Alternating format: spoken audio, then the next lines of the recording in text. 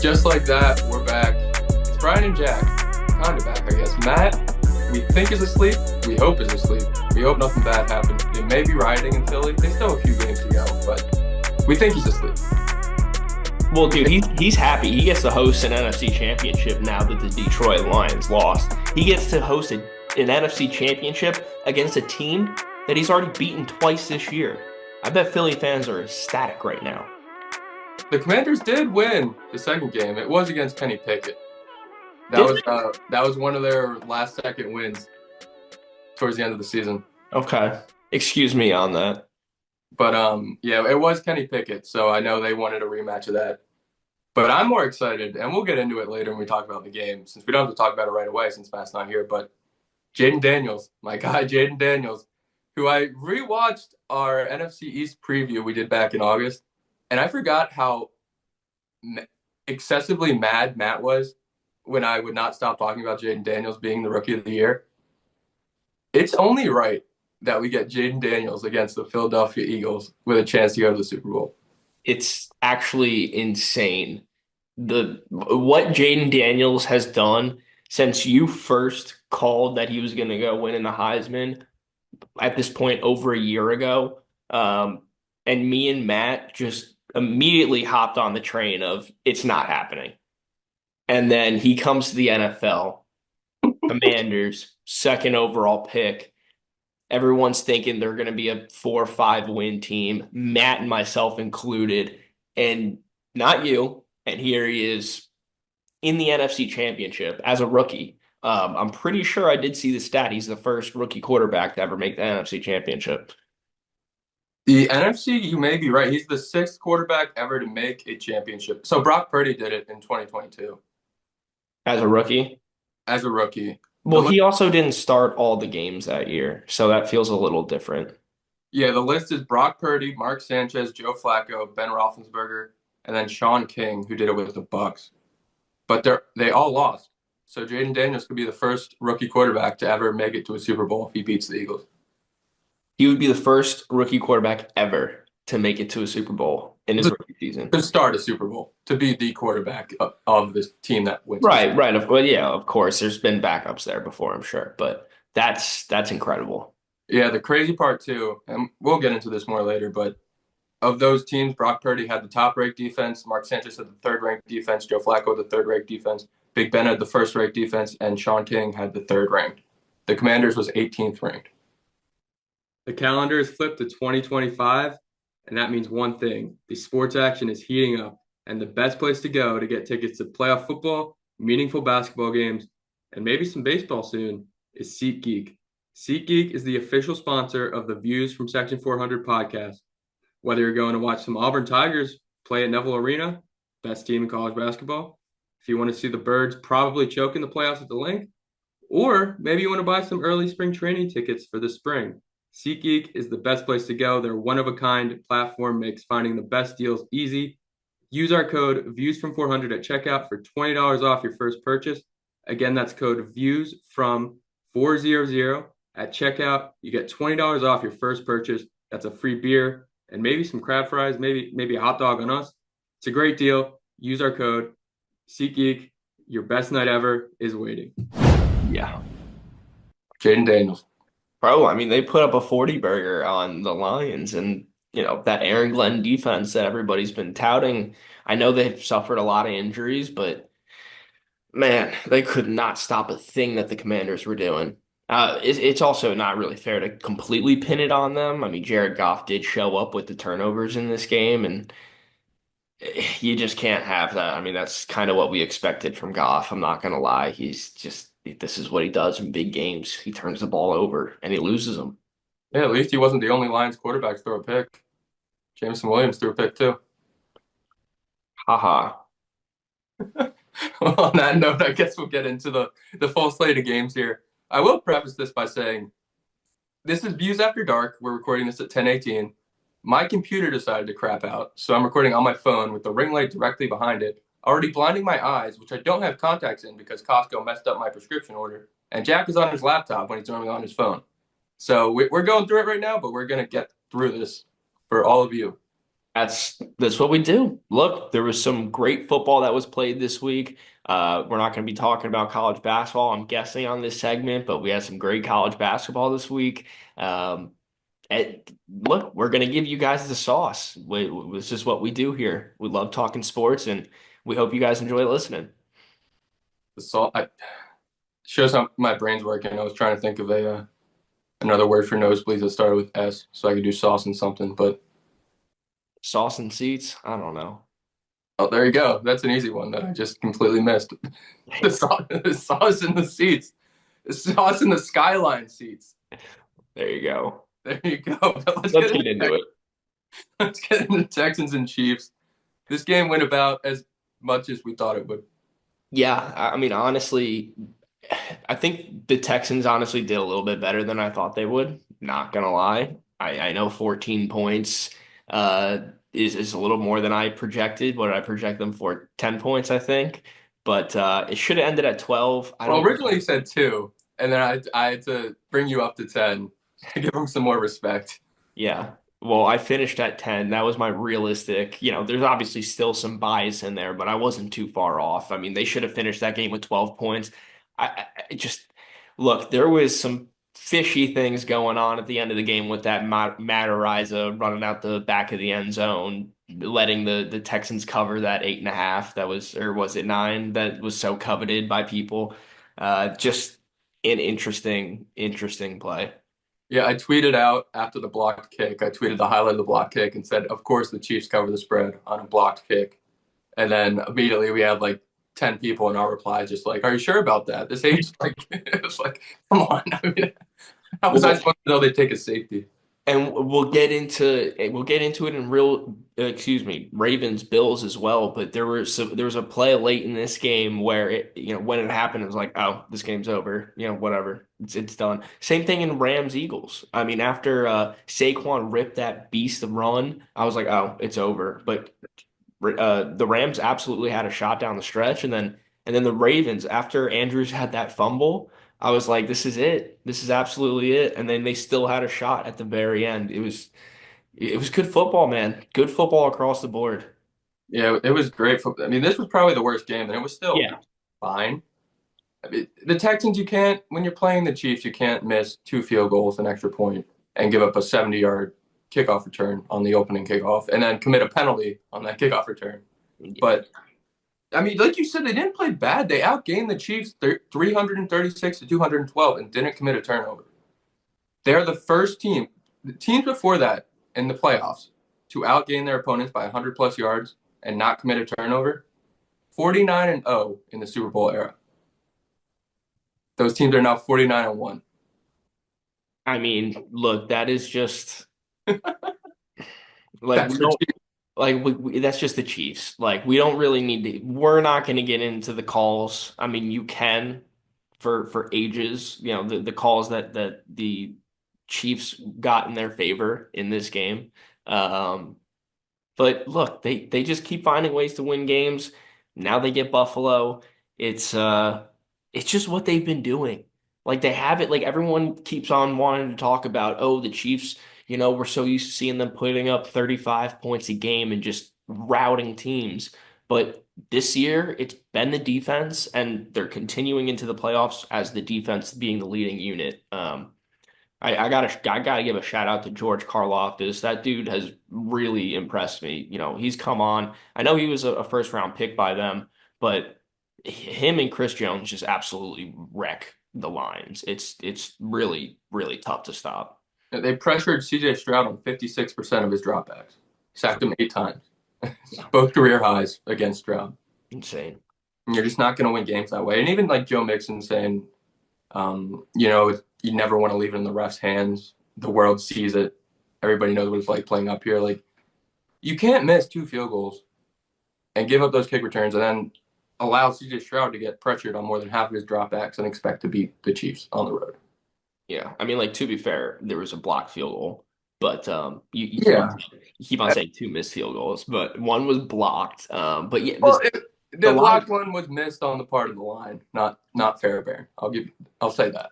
Fair enough. Yeah, no, but look, that stuff can't happen. You can't let people get through on field goal on special teams. Like that just can't happen.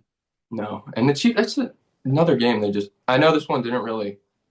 It wasn't like a game decider, but they did that against the Broncos too to win a game. Like they just keep finding ways to win. But I was surprised I was the only one that picked the Chiefs in our views picks. Although I guess we have so many Philly fans that I should have expected everyone to pick Philly. And then I know you were a Ravens guy. Well, I don't want to see the Chiefs win. Having said that, I did bet on them today. I will be betting on them next week against Buffalo. I will, if they win that game, I will be betting on them in the Super Bowl. I mean, this is just continuing on from last year after they won that AFC Championship against Lamar. I keep going back to it. I said it. I'm not doubting Patrick Mahomes anymore. He is Tom Brady as far as I'm concerned until he gets to the throne. You bet on him in the playoffs, period. Yep. And I I know I kind of poke jabs at Matt when he brings up the NFL script, but I think this is scripting the perfect way for a Hollywood ending for the Chiefs and Travis Kelce. So he had 100 yards in this game. That passed Jerry Rice for the most 100 yards in postseason history. He now has 20 touchdowns. That's two behind Jerry Rice for the most in franchise or in NFL history. In the Super Bowl, he's going to catch number 23 to win the game, propose to Taylor Swift, get married or get engaged, and then retire after a three-peat. Yeah, that is the absolute storybook ending for him. And my God, if I wasn't looking at you right now, I would have thought you were Taylor Swift coming up with a story like that. I mean, she probably has a song about that waiting to come out. But yeah, look, that's what he wants. There's no doubt about it. Are you kidding me? Go back to back to back, right off into the sunset. I mean, he's definitely at that tail end of the career, and he's getting into acting and things like that. He's got the Swift girl. So They just had LeBron on their podcast. Like they could have anyone on that podcast now. He's going to be that yeah, family. most definitely. And so yeah, I think this might be his last year, and yeah, he would love to go out on top. I'm going to be betting on them to do it unless they get beat, and I'll eat that. But I'm not going to shy away from the Chiefs and what they've been doing. Yeah, I mean, I took the Chiefs in the bracket challenge, but the team I really, really want to see win this game. And I know it may sound kind of odd because they are an NFC East rival, but they're an NFC East rival that was so putrid for my whole life that they don't really seem like a rival. And I like Jayden Daniels so much. I really want to see the Commanders take this. And they're 2 games away. Their season reminds me a lot of what the Mets did this year. And most importantly, they gave the whole football world a meme that we can all celebrate. With their NFC Championship appearance, the Dallas Cowboys will officially be the longest drought for any championship game with 1995. Wow. The Cowboys are the last, like they haven't made an NFC championship since 95. Yep, and the Commanders were the only team making it that they weren't the worst, and they finally overcame it. When's the last time the Texans made it to a championship? I don't think the Texans have ever made it to an AFC championship. No, but I guess they don't count because they were established after 95. Okay, fair enough. But yeah, the Texans have never made an AFC championship, which Yeah, they're knock 0 some dirt 6. off my shoulder right there as a Jags fan. We've been to an AFC championship. Yeah, Miles Jack was not down. He was not down. But yeah, the Texans are 0 6 in the divisional round, and Patrick Mahomes is now 7-0 in the divisional round. So he has more wins than their entire franchise has losses. Has appearances. Yep. That's insane. Next game, that Saturday night game, Commanders going into Detroit. I mean, we talked about it. The Lions defense was banged up. Jared Goff committed a lot of turnovers, but look, I gotta say, I'm just so impressed with the Commanders, Jayden Daniels, and honestly, Cliff Kingsbury and freaking Dan Quinn. Shout out Dan Quinn. He's really, and Tom Brady had he was good. I wouldn't say he was great, but he was good in that game. There was Brady. nothing wrong with Brady in that game. Okay, I was saying this like he turned on his like freaking It playoff was playoff voice. Brady. It was playoff Brady on the commentary. Like this was the I've heard him every single 4:30 slate over the past 17, 18, 19 weeks, whatever it is at this point. I've never liked it. He was, dare I say, really, really good in this football game. I was very impressed with Brady, and I just thought it was hilarious. I'm like, oh, we're finally in the playoffs, and we get playoff Tom. Yeah, and I believe Fox has the Super Bowl. I'm 99% sure on that. So he's turning it on, and he knows he's going to have to bring his A game for the Super Bowl. But I bring him up because he had the Dan Quinn quip when Josh Harris came on the sideline, and he's like, I don't think Dan Quinn likes his owners coming onto the sideline because Arthur Blank came on the 28-3, and then it all collapsed. Oh God, I didn't even realize that part. Yeah, That's that part made me laugh. And then he had the 12 man that he caught like way early before the Lions even did, and they didn't call timeout, and that was a free first down for the Commanders. But he had a good game. But the Washington Commanders and Jayden Daniels. This was the first time they have ever won two road games in a single postseason. The 481 yards were the second most by Washington in a postseason game ever. And this is a team that's won three Super Bowls, been to four, at least won three in the 90s. I don't know if they won any before that, but they have a good postseason history. The 45 points were the most they ever scored in a road playoff game in franchise history. And Jayden Daniels is the first rookie to ever have 300 plus total yards in his first two postseason games. He's got 654 total yards, four touchdowns, and zero picks through two games. yeah. I mean, pe people are talking, giving him his props right now, but I think people were glazing CJ Stroud way more last year after what he was doing. And I don't think it compares to what we're seeing from Jayden Daniels. I mean, No, CJ Stroud had a lot around him to help out. You know, he had Tank, he had Nico, he had a great O line. The defense played really well. They used the other first overall pick, like a pick later on Will Anderson Jr., who won Defensive Rookie of the Year. They had pieces around Stroud. This Commanders team is not impressive. Like you look as far as the name value goes, you look at the guys around the team, around the roster. Is Jayden Daniels is like, dare I say, carrying a bunch of bums to an NFC championship right now. It's incredible. I mean, I also, when I was looking back at that NFC East preview, you asked the question, who was the third option on this team? And the answers we gave were Zach Ertz, Jamison Crowder, and Luke McCaffrey. And that pretty much hasn't changed. I know Diami, whatever his name is, Brown has played well in these playoffs, Yeah. but like you wouldn't name him in your top 50 receivers just off the top of your head. It's pretty No. much Terry McLaurin and then Austin Eckler turning back the clock. Well, they're doing a phenomenal job with the run game between Brian Robinson and Austin Eckler and Jayden Daniels. And then, yeah, I mean, the receiving game is straight up Terry McLaurin. He was a phenomenal fantasy wide receiver this year. Just peppered with targets. I think he had a career high in touchdowns this year. But I think it's Zach Ertz. Diami Brown has been coming on these playoffs, but Zach Ertz has been a guy for them like all season. Yep.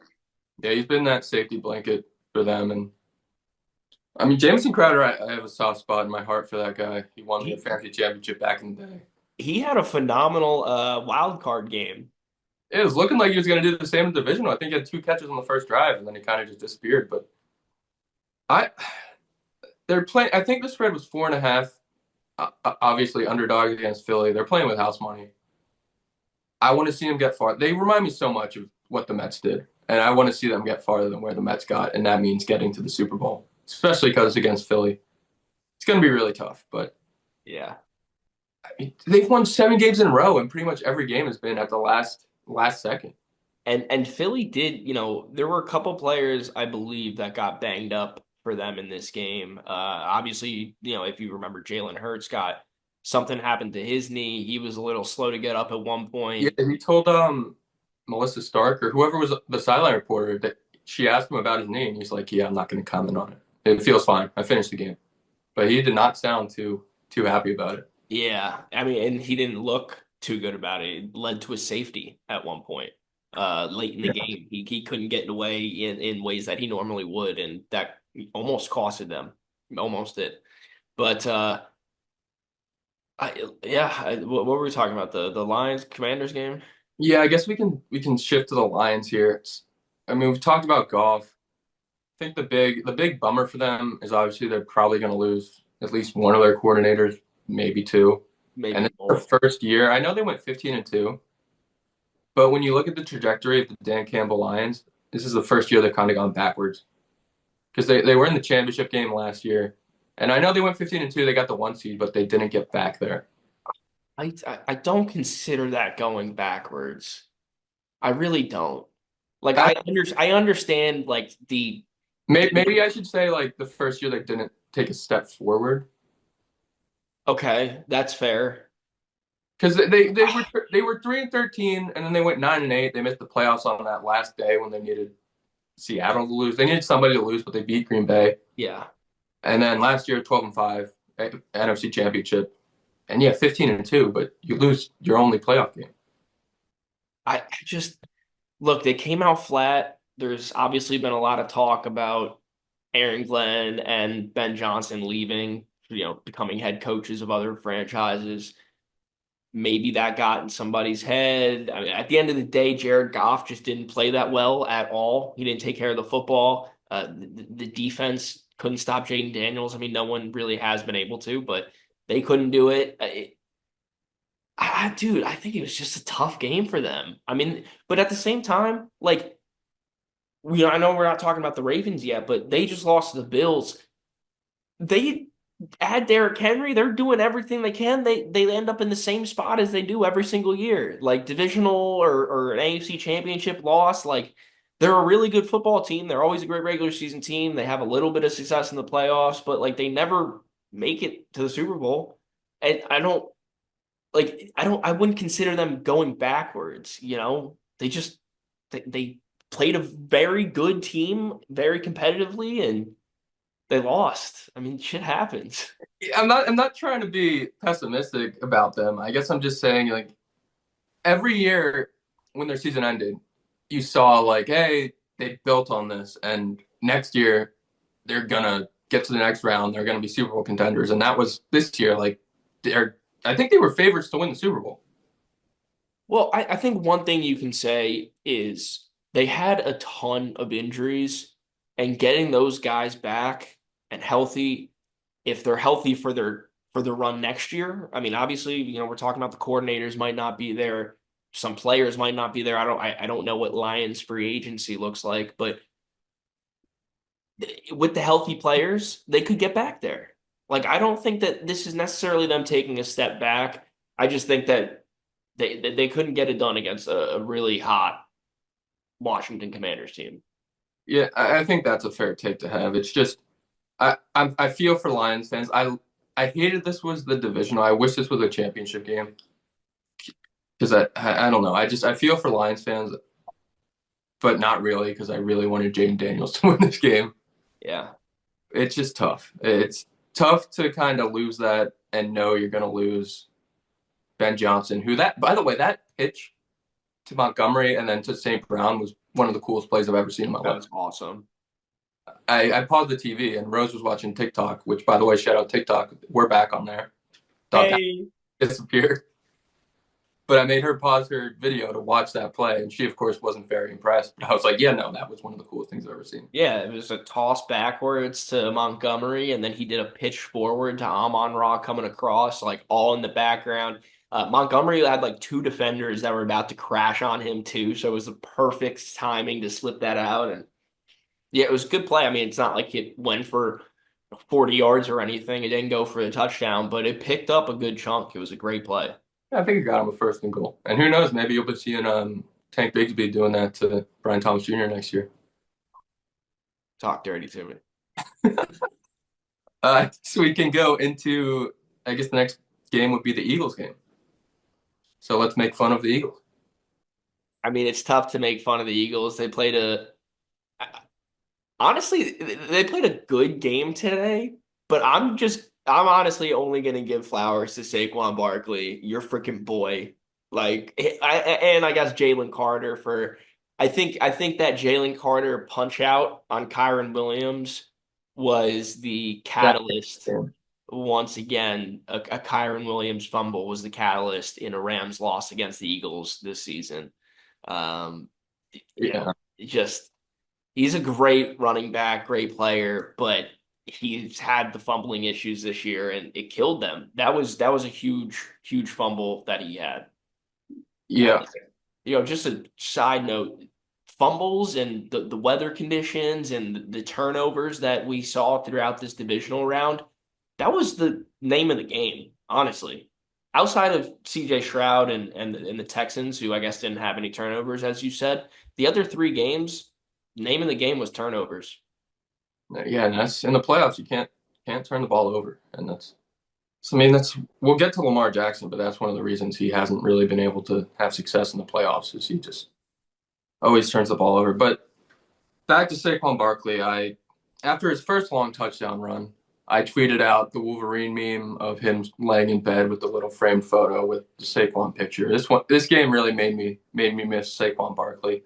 And then, of course, our editor Will has to point out that Saquon Barkley has more rushing yards against the Rams this year than Devin Singletary had in the entirety of the season for the Giants. Thanks for that, Will. I'm already hurt enough. I don't need that stat thrown in my face. No, but you responded properly. I mean, Devin Singletary wasn't the main guy after 4 weeks. I think he got hurt in like week 3 or week 4, and then they booted up Tyrone Tracy, the rookie, and he was lightning in a bottle. Yeah, and I have faith in Tyrone Tracy, but Saquon Barkley in 2 games against the Rams, he had touchdown runs of 78 yards, 72 yards, 70 yards, and 62 yards. Yeah, I mean, I'm not really trying to talk shit on anybody here, but the Rams safeties are small. They should have called Eric Weddle back. We talked about Aaron Donald. Eric Weddle probably could still suit up. They did that 3 years ago when he was like 42. Like, relax. I think he might be 42 now. He's 40 now. He can still strap it up. He I seems mean, like a guy that's always staying in good shape too. I bet you he's in the gym like 3 times a day still. look, if Aaron Donald isn't showing up for this kind of playoff run, I don't expect anybody else to. Aaron Donald at 50% of what he was in playing shape would still wreak havoc. They could have used him too because they're I forget his name, but the D tackle got hurt early. Well, I was actually going to say they set I don't know if it was a franchise record or It was what, an but NFL record for two, NFL record 16 sacks today, 16 sacks last 2 games. last 2 games. Yeah, yeah, today. That's ridiculous. Um, Be wild. that would be insane. But yeah, 16 sacks in their 2 games. And they don't even advance to the next rounds. I bet they could have set even more records, if they kept going. That D line, that they're we've been saying it all year, they're super young. Jared Verse and Fisk, they took in the early rounds out of Florida State, go Noles. But this was what they did in year one, man. I mean, look out. We'll see how long Stafford's there, and Cup really didn't look like himself down the second half of this year. Oh no. Not at all. So, we'll see if that's him falling off or if that's, maybe he had an injury and he'll come back a little bit healthier and more explosive at the start of next season. We'll see. But yeah, the offense, I don't know where they're going to go from here. Puka Nacua had one of the best playoff catches I've ever seen. After he caught that, I was convinced they were going to win that game. And I saw a couple replies on Twitter saying it mirrored the David Tyree catch, and we got to relax with that one. Yeah, no. But it was a sick catch, and I was convinced they would go down and score. But yeah, Jared Verse, he had that before the game. He said, "I hate Eagles fans. They're so annoying. I hate Eagles fans. You and me both, Jared." But he talked the talk. He had 2.5 sacks, I think. He had a phenomenal game. He was in the backfield all game. Very, very impressed. Actually, I was gonna say he got a sack on Lane Johnson. I don't know if that's fair to say. They pulled a stun, and so they were like switching around, and I don't know if you could actually say he got a sack on Lane Johnson, but Lane Johnson would not let the metrics show that. You see his little thing in his locker comparing stats with Penei Sewell. oh yeah, yeah, yeah, I did see that. And then the Twitter trolls, of course, found him giving up a sack when he put 0 sacks on there. So, yeah, he would make sure that didn't count for him. But he didn't have a rough game, but he had the false start on that would have been fourth and inch tush push that Yeah, made him kick a field goal. that So was that almost costed them. There were a lot of little things. I mean, we talk about the Kyron fumble was huge in my opinion, and then Stafford fumbled. There was a lot of Jalen Hurts, that safety at the end revived the whole, comeback. It was, and then I mean, it's great football, man. It was great football. Came down to the wire. I know you and I were both rooting for the Eagles to lose that game, but the Rams Commanders on the Fox cameras in oh House as man. they call it. Oh, Oh, the aesthetics, bro. The would have been aesthetics. so good. And I Dude, know you're making fun of me, but it would have been so good. dude, the maroon helmets and the blue With the gold and helmets. the white, and then they would have the blue jerseys on, and oh, it would have been, and all the fans would have been extra hyped because we're still praying for all the LA stuff, but it would have been so cool to see. And now we got to deal with the boggy, probably rainy weather in Philadelphia next week, which is going to limit Jayden Daniels, and they'll probably lose, and I'm going to be sad. So you're really only pissed because this game's not going to be in a dome. Yeah, you could say that. We're not going to get any. Oh no, the Super Bowl will be in a dome, but both championships we won't have a dome. Yeah, it's in New Orleans this year, right? Yep, New Orleans and PFT from Part of My Take had a pretty funny after Lamar Jackson took the pick to Taylor Rapp. He said there's no better way to market the Super Bowl than Lamar to rap. And I'm mad I didn't think about that for the podcast for myself. I don't know if I get that. Kendrick's doing the halftime show. And oh, Kendrick Lamar. There you go. Okay. I'm just mad at myself for not thinking of that first, I but mean, it's all right.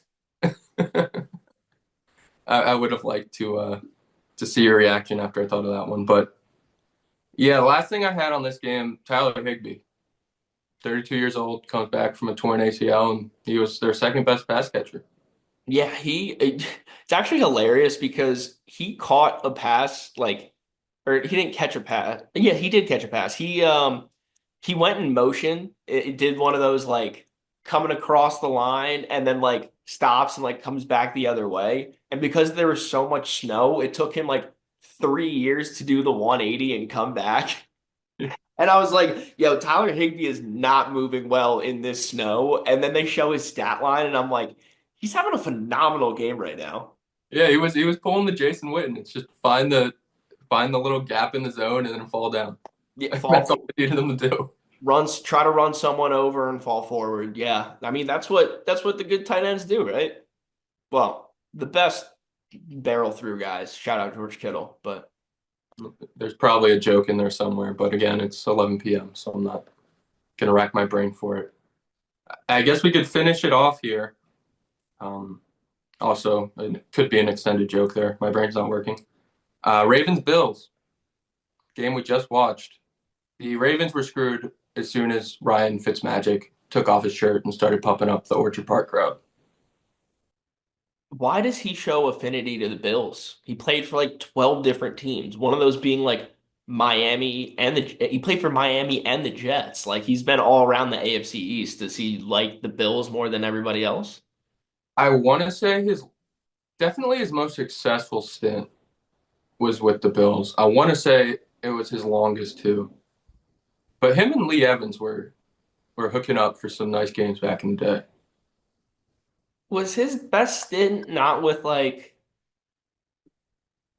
I don't know, dude. He had so many stints and so many like electric moments with different teams. Yeah, I think maybe the best way to put it would be the Bills were like, yeah, so he was with Buffalo from '09 to 2012, so that's four years.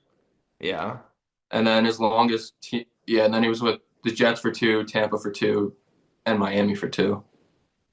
But he had like sustained success with Buffalo where the other teams was kind of like the first 5 games, you get the Fitz magic, and then he just fall off a cliff.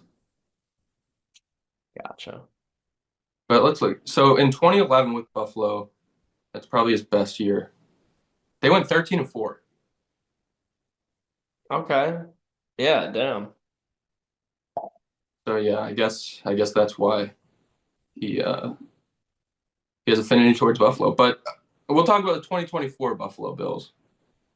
Josh Allen is now tied with Tom Brady for the second most rushing touchdowns in postseason history by a quarterback. Wow. So, You don't really think of Tom Brady as a rushing touchdown kind of guy. I'm played surprised. so many games. Yeah, who's number one on the list? Steve Young. Steve Young, that makes sense. Sorry, I'm still looking at these 2011 Bills.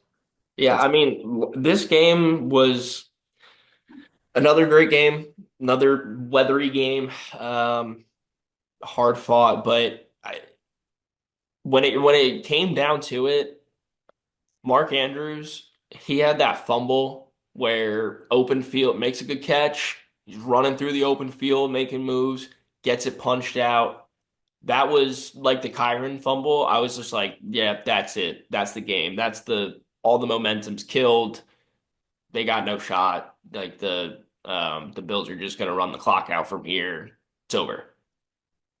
And then here come the Ravens with a chance to do it, score the touchdown, throw the 2-point conversion to Mark Andrews, a chance to redeem yourself. yeah, Just fumbled the bag, drops it. And I mean, that's the thing about a 2-point conversion. It's one play. You don't get four downs there. It's one play, doesn't secure the catch, just one of the toughest. And dude, I'm a huge Mark Andrews fan. I am not a hater at all. He's a phenomenal football player. This was just a really tough game for him. And you yeah. can't have those. You can't have those against good teams like Buffalo Bills. I think they were 1 for 5. They were 1 for 4 going into that last one, and they finished the season 1 for 5 on 2-point conversions, which is very below what I think the average is like 50%. And that's the whole analytics where you go for two down 14. And that's why teams started doing it. And I understand that you have Justin Tucker as your kicker, who's another GOAT, but you had five 2-point conversion attempts on the season. Are you serious? That's it? Five? How many Yeah, touchdowns?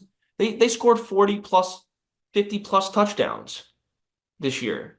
Like you're telling me that you only went for it five times?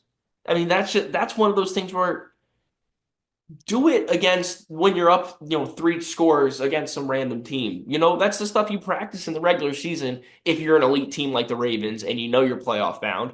Practice those things during the regular season. I'm surprised we didn't see that from Harbaugh. Five on the season is very surprising. no, yeah, that's a good point. I didn't even think about it like that. But yeah, I would put the second half on if we're gonna put blame on somebody, definitely Andrews. First half, Lamar did not look good. He had the bad interception that we talked about to wrap, and then DeMar Hamlin changed the pulse of the game with his strip that Von Miller almost took back. I'm surprised he was able to run that fast. And then, Dude, he's just always in the right place at the right time. Von Miller. Like he's had a phenomenal career. I'm pretty sure he'll be a first ballot Hall of Famer. But he's just like he just was right there to pick up that fumble and run it. Like it's incredible how it's always him. yeah, we also had Anthony Miller with Zay Flowers hurt. I was surprised to see he's still in the league, and he caught a pass for the Ravens. So speaking of injuries, just they need to find Lamar. I know they have Likely, and I know they have Andrews, and I know when Zay Flowers is healthy, but they need like a big body possession type receiver. I, Yeah, you're not getting that from Zay or Bateman or I uh mean, they got guys, but it feels like every single one of their receivers is the same guy.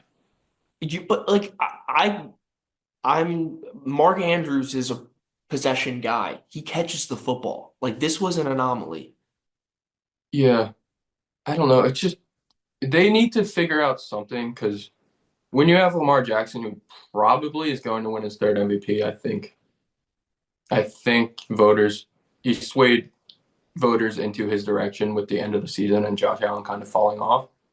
You can't be 3-5 in the playoffs and your 3 wins be against the AFC South and this year's Steelers. You got to find a way to break through. I say about the AFC South. It was the Titans and the Texans. Yeah, terrible organizations. He never had to play Trevor.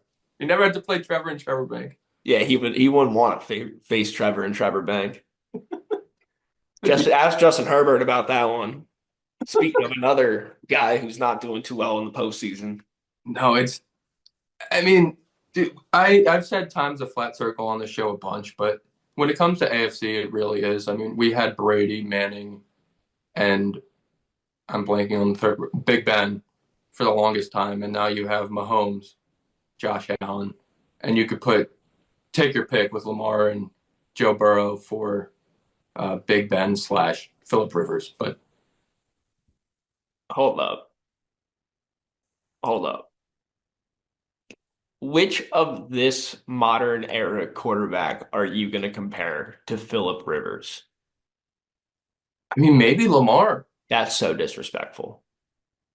It probably is because of the MVPs, but in terms of like, I'm thinking it through the lens of a casual sports fan, not even a casual, just a person that watches the Super Bowl every year. And you're like, okay, this guy's back, and Mahomes is Brady. Or you're like, oh, okay, this guy's back in. Maybe that's Burrow with Big Ben, and then Josh Allen. Maybe he's Peyton Manning, or will get there a few times. All right, to be fair, the dude who watches the Super Bowl every year and nothing but the Super Bowl has never heard of Philip Rivers and hasn't heard of Lamar Jackson yet. That's what I'm saying. But maybe if they think about it a little bit and they ask some questions at the Super Bowl party and they're like, oh, who'd they beat to get here? You're like, oh, he beat Philip Rivers, or oh, he beat Lamar Jackson. Oh, who's Lamar Jackson? Oh, he's really good, but he just can never get over the hump. Did Rivers have an AFC Championship appearance? Yeah, I think he played on a torn ACL in an AFC Championship. That's smart. But I don't know. That's where I'm going with that. Obviously, Lamar Jackson's going to be a better player, and he probably already is a better player than Philip Rivers finished. Yes, he's got all the MVPs, bro. But that's where I'm trying to. That's where my head thought was at 11 p.m. at night. Yeah, I'm not a big fan of Philip Rivers, so miss me with that. Try, I mean, I'll compare him to like I don't know, Sam Darnold. See, I think that's disrespectful to Philip Rivers now. Don't Maybe Philip Rivers just doesn't have a good comp. Maybe don't it just is Justin Herbert, and the Chargers always have the same quarterback. That's actually kind of fair. I think I like Justin Herbert. I hope he has some success. Um, but yeah, he's starting to look a lot like Rivers and having, the same Chargers trajectory. Yeah, I'm gonna make a note to revisit this conversation once we hit the offseason and try to figure out which link every active quarterback to former quarterback. Because I know in the summer it's gonna get kind of dry with sports content here, but Yeah, that'll be a good one. um, yeah, Lamar Jackson, they'll be back. I hope at least for their sake. I want to see Josh Allen unseat the Chiefs. They beat him in the regular season. I don't think they're gonna beat him again. I know you literally called this. You said that they were going to beat them in the regular season. You said they were going to meet back up in It's the been a, playoffs. it's been a bad year for my football team. It's been a really good year for my football takes. Yes, you have made some very good predictions that unfortunately I don't agree with them, so I'm not a fan of them, and you're getting them right, so it doesn't look good for me, but good for you, brother. Good for you. And I'm still holding that Marvin Mims, but me saying I liked Marvin Mims was the reason he kind of went off towards the end of the season. Look, look, he had a couple of good games. Can we relax on the Marvin Mims? All right, fine. I'm trying to find the spread so we can get a quick little preview.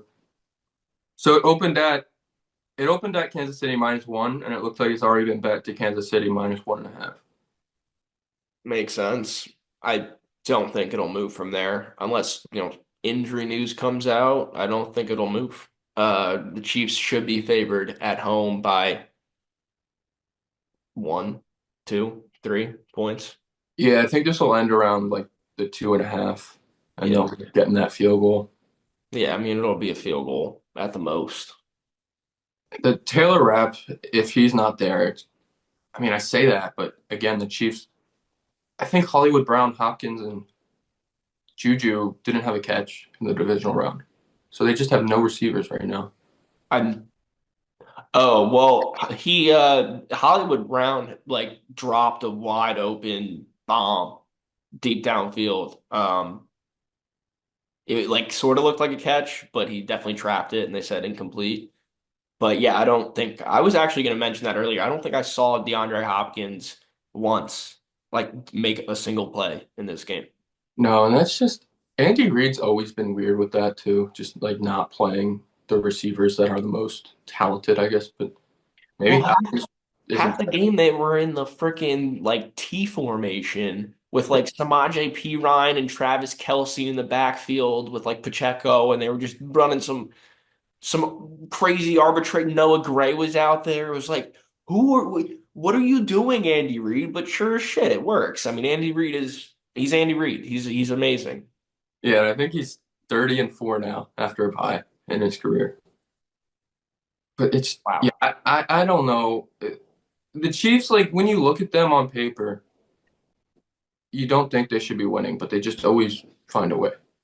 Well, dude, it's the defense, and it has been all year. Their defense is really good, and it's led by Steve Spagnuolo, who's been dialing it up and wreaking havoc on everybody. Yeah. If Josh Allen's going to need to be the best version of Josh Allen if they hope to get out of this. And It's gonna be interesting to see which way the refs call it in this one. I think the refs are the key factor that we're not considering here. that's also true. I think the Bills are Sean McDermott's a good coach. They're a very can't think of the word. Disciplined. Disciplined, that's the word. Hell Disciplined yeah. team. Thank you for that assist there. Try to read your mind there. Glad I got it. But they don't commit a lot of penalties. They're well coached. So hopefully they don't even touch Mahomes when he's trying to slide. Hey, the Bills put up 30 points on the Chiefs the first time. If they do that again, they'll win because the Chiefs haven't done that all season, as in 30 points for themselves. So we'll see. Yeah, I mean, I'm gonna be hoping the Bills win, but my money will be on the Chiefs. I think my money at this point is on the Chiefs. If the Chiefs win the Super Bowl, I'm pretty sure I win our little bracket challenge. So Good for I guess I you. have to for the Chiefs. But before we wrap up, you know, I was very excited about the college football playoff interlapping with the NFL playoffs when the schedule got announced. Now this national championship just kind of feels kind of bland. Yeah. Oh, I, After I completely agree. I feel like it's so dragged out. There's no reason we should be having the college football championship in late January when the season started in September or August, like whenever it started. Like it's like it's just too long. yeah, maybe make week 0 just week 1 next year and just start it a week earlier so you can at least have the wild card round and just have the Natty be then. 'Cause that'd be kind of fun. But Yeah, yeah, I like the idea of having the big games. Like I like having the championship game before everybody goes back to work. On in the new year. yeah, and I know that's a little aggressive. that'd be you'd have to eliminate 2 games or start another week earlier and I eliminate. know it's a little aggressive with how it goes, but can we do away with the conference championship games? Give us an extra week. I don't know. Well, I think you got to kick the troops out of the Army Navy slot Yeah, well. and play the championship games then. We can just move that back a week. Like That too, yeah, you could do that. you could also have that like as like the opener for the championship, Like why not? I mean, I don't really know military timelines. Maybe there's a reason that can't work, but You could play it the same day as the that's what college I'm football. saying. Like Go have it Pop-Tarts early Bowl on in or the game at noon or 1 o'clock, well before the championship, which is probably like 6 if I had to guess. yeah, go Pop-Tarts Bowl at 12, Army Navy at 3, and then Natty. Yeah. That's a hell of a college football day. I don't know if we're gonna sneak the Pop-Tarts Oh, Bowl in come there. on. You got to sneak the Pop-Tarts Bowl. I don't know, Brian. I don't know. Maybe we should just call the Natty the Pop Tarts Bowl, the Pop Tarts Natty. I tweeted the Pop Tart Bowl needs to be a New Year's Six bowl, at least have a spot in the college football playoff at some point. But we'll see if Pop Tarts forks up the extra Pop Tarts to For get. it. Yeah, but I guess we'll make a pick. We have the Daniel Jones that could throw, Will Howard, and Ohio State against the Daniel Jones that could run, Riley Leonard, and Notre Dame. Who's winning?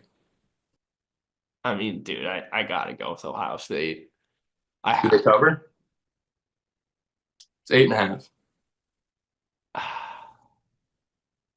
I want to say no. I hope it's a no. So, like, it's a competitive game and it's fun, but dude, Ohio State's looked unstoppable in these playoffs versus a Notre Dame team who has looked very good, impressive, and deserving to be here, but it ain't been easy for them. Now, Ohio State's making it look easy against really good competition. Everything in my brain is telling me Ohio State, but I really believe in the saying third time's a charm. And I think we're due for another. And it wasn't our take, it was our guest Matt Fest take, but I think we're due for a second national champion in a row to lose in the Natty before we pick a third one that will actually win it for us. So I'm taking Notre Dame. I did not track what you just said. I don't want you to redo it. Hopefully, whoever. I'll give you the spark notes. So we took Washington last year, and they Yeah. lost in the Natty. And then Matt Fest, when we asked him his prediction, came the closest by taking Ohio State. So I'm saying 2 years in a row, a pick that was given out on this podcast is going to lose in the Natty, and then next year we're going to get it right. Okay. That's definitely your. That's your. That's right down your lane. That is exactly how you think. You go for it. No, not buying that. I'm gonna go with Ohio State. All right, I'll go Notre Dame. We'll make it fun. And then maybe Matt can tweet out his pick for the tiebreaker. Oh, I can't believe Mark Andrews dropped that pass, man. It was so right there. He makes that play 190 times out of 100, 95 times out of 100. Yeah, that was rough. But I'm just trying to think of someone who didn't drop a pass in the Auburn game. Can't even think. So I want to talk about the playoff losers and where they go from here. All right, we talked about the Lions. Talked about the Rams a little bit. Do you want to talk about the Texans? Let's talk about all four of them. Let's talk about our four losers and where they go from here. Moves they need to make, what the offseason might look like. The Ravens need a big body receiver. You can't have Anthony Miller on the roster next year. And I guess I know their defense after week 11 was ranked first, I think. But see, with the Ravens, I don't know what you do because you have a three-time MVP, you have Derrick Henry, you have Mark Andrews and Isaiah Likely. Zay Flowers is a good receiver. You have a good defense. You have a good offensive line. You have a good coach. I think you just have a Patrick Mahomes and Josh Allen problem. Straight up. Straight up. That's exactly what's been going through my head. I definitely think that, they could have used another receiver today.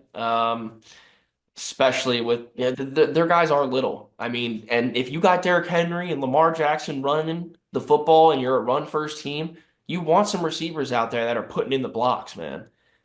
So I definitely agree with that, but you're absolutely right. They're a phenomenal football team, top down, coaching, offense, defense, special teams. They just look, they didn't execute. They had a couple fumbles. They dropped the game time 2-point conversion. Like that's how close they were to winning or to tying this game up and sending it into OT or whatever. So, you know, they were right there. This stuff happens. You can't win them all. Like sometimes it just does not go your way. So I'm a believer the Ravens are fine. They just need to run it back and maybe get a receiver. That's a good call. Yeah, I think Lamar just needs that big. And what, he's 28 now? And by the way, the Ravens history of winning the Super Bowl every however many so years, I forget what the stat was, of the 28-year-old quarterback will not happen. So that's sad. But yeah, he's 28, so it's like he's got 4 years left in his prime, as I guess you'd say.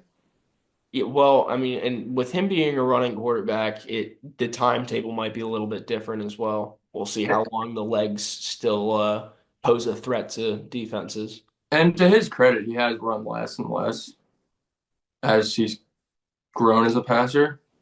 But you kind of have 5 years left in this window, and you got to figure out something because Mahomes isn't going anywhere, Josh Allen isn't going anywhere, and Joe Burrow is still right down your neck in that division. Definitely. And I wish the Bengals would have gotten in, man. These plays have been good, but maybe they beat the Bills, and then the Ravens would have beaten them. But then we're talking about Lamar versus Mahomes in the championship. Again, just like last year. Yep. And Zay Flowers has a chance to redeem himself, although maybe he doesn't even play. I don't know. That injury must have been really bad. Yeah. But where the Rams go from here? I mean, the defense will get another year older, youngest defense in football, so they'll get a little bit older. I think that'll be good for them. But offensively, I think Blake Corum was hurt like for like the second half of the year or something like that. I He haven't got seen. hurt in the last game that they didn't play their starters. Oh, really? That's when he got hurt? Yeah. I thought he got hurt before that. No, his first career start, and then he went out the first half, I think. Okay. Well, maybe he was hurt earlier in the season when he Yeah, wasn't. he was hurt, and then he came back. Okay, yeah, he wasn't really playing anyway. But anyway, you know, I love Kyron Williams, but he's kind of been a problem with the fumbles. I think and McVay loves to run the football. He needs a guy like Todd Gurley. So I think that they might need to get a new running back, or maybe they can trust Corum next year. I don't really know what their plan is, but they've got the receivers, see what Cooper Kupp is like. Stafford is getting up there in age too. Yeah. Well, another take I had, which he did ended up doing well in fantasy, so I can't really. And I hate having takes saying guys are going to be bad, but in the preseason, I said I don't like Kyron Williams, and he's just like Yeah, it worked out for me. he's a weird player. You and Matt were hating on me for taking Kyron Williams, Rashee Rice, and Mark Andrews, and all three of them, outside of the injury, smashed. Yeah, yeah.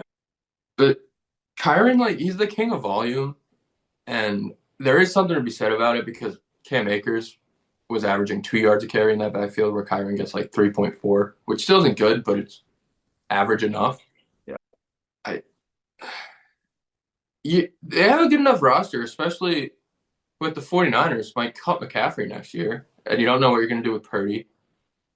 And then the Seahawks just fired Ryan Grubb, which made no sense to me, but whatever. I think they're good enough to win the division, and then with McVay, we've seen it. If they could have won this game, if you get in, there's always a chance you can get there. That's actually interesting to think about.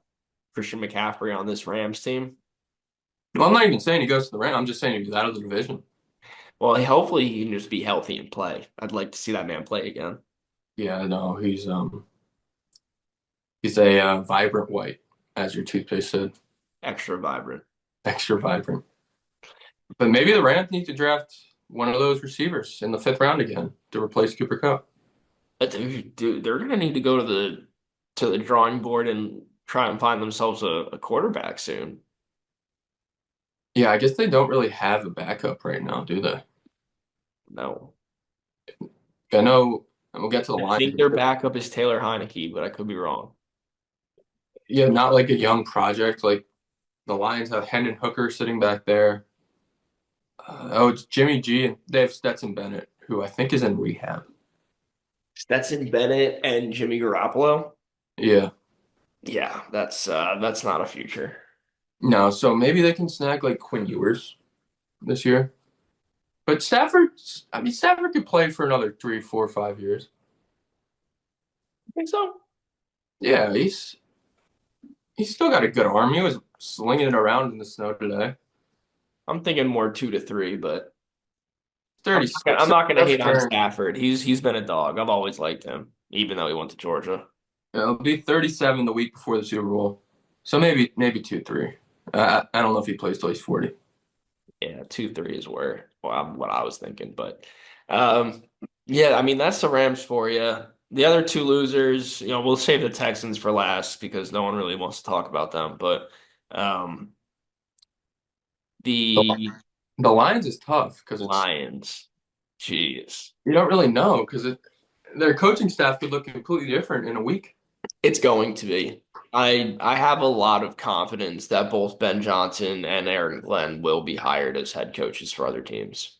And if Ben Johnson goes, then I know Jared Goff played horrible in this game, but he's shown with a good coordinator and a good team around him, he can get you to the postseason. Yeah.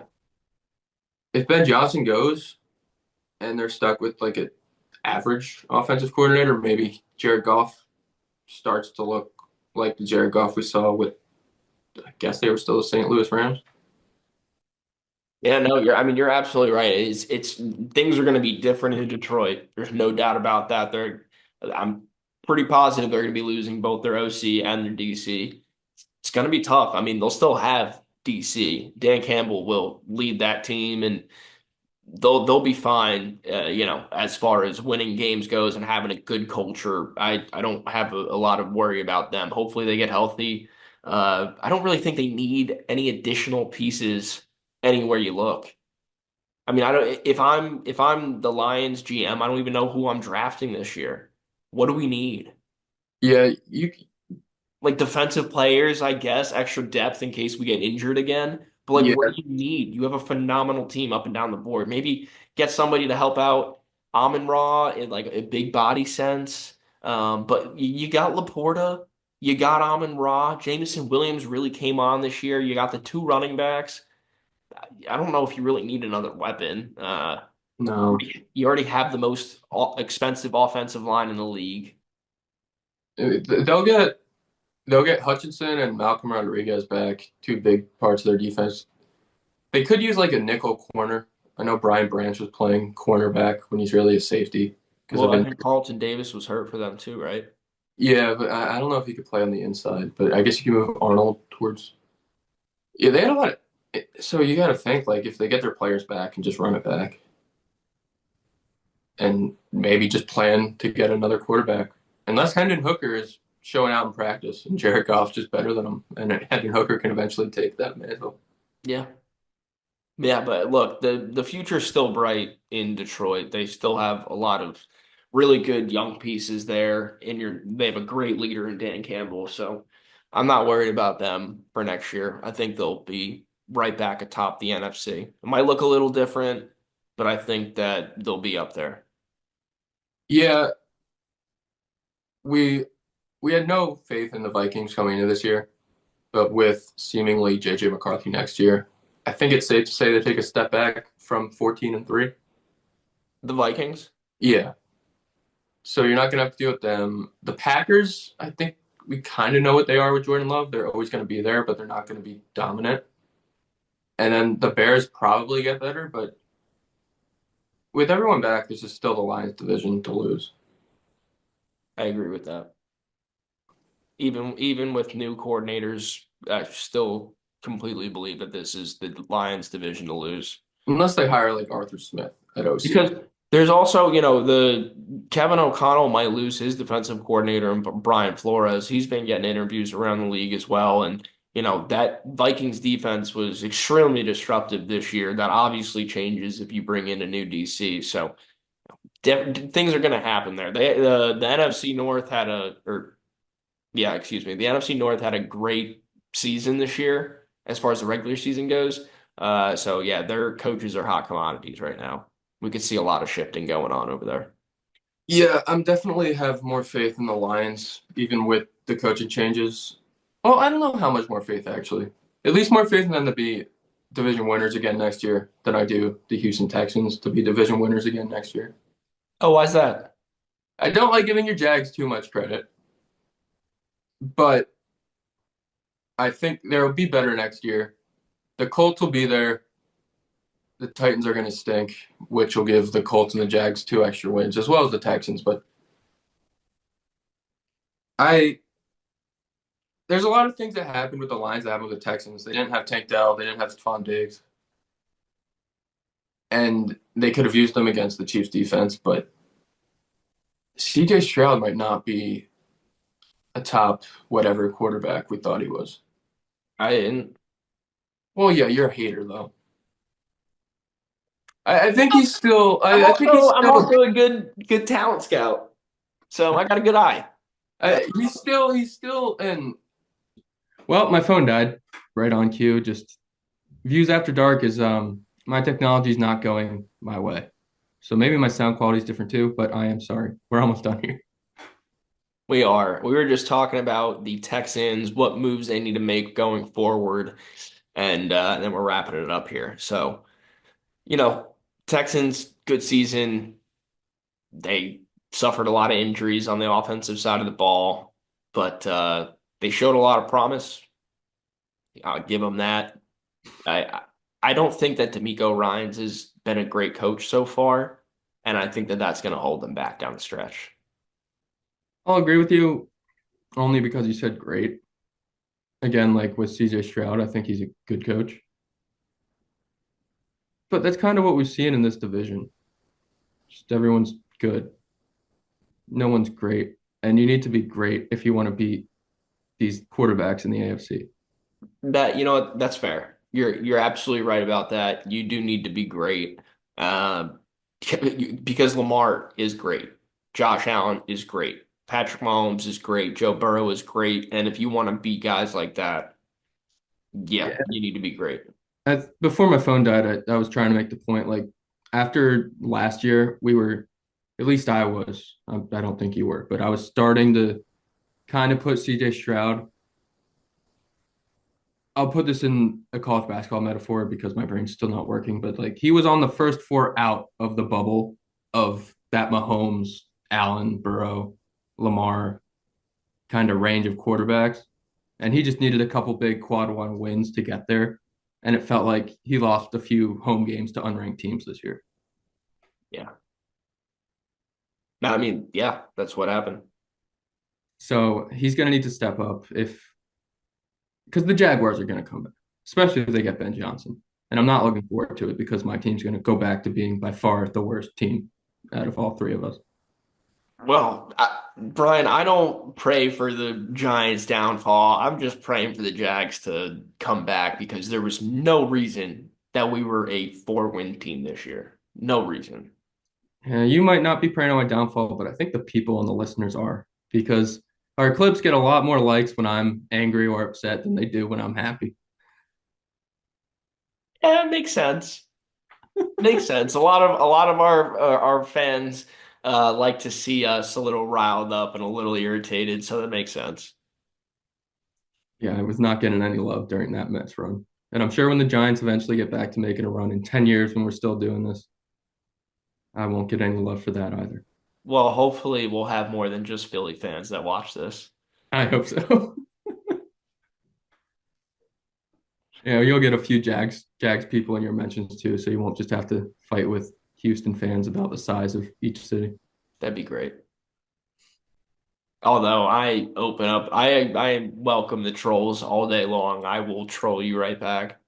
We haven't heard from our TikTok troll in a while. I hope he's all right. Who's our TikTok troll? He used to comment on every one of our clips, just in quotes, "Hey dudes, let's start a podcast." Oh, really? We had one of those. Yeah, and I haven't heard from him in a while. I hope he's doing all right.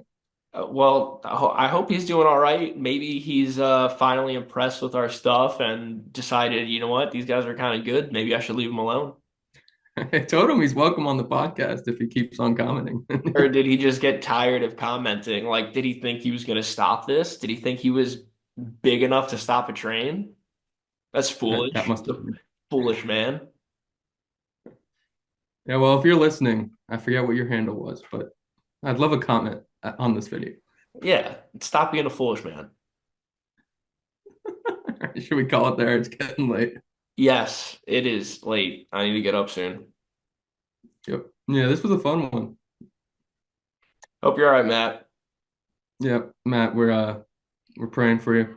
I hope you're just sleeping and not caught up in jail You after are a now in Philly the mix riot. with DJ Savage. Go Birds. That's gonna be the end.